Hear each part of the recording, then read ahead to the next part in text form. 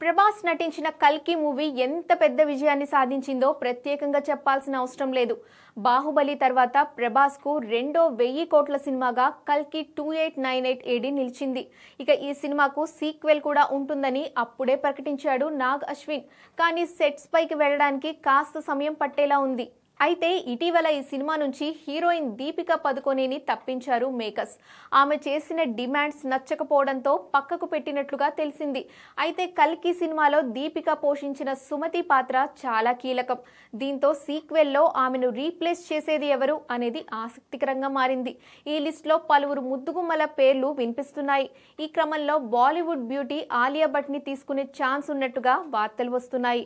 ఇటీవల ఆమెను చిత్ర unit సంప్రదించినట్టుగా rumours వచ్చాయి. అయితే ఇప్పుడు నిజమే అన్నట్టుగా తెలుస్తోంది.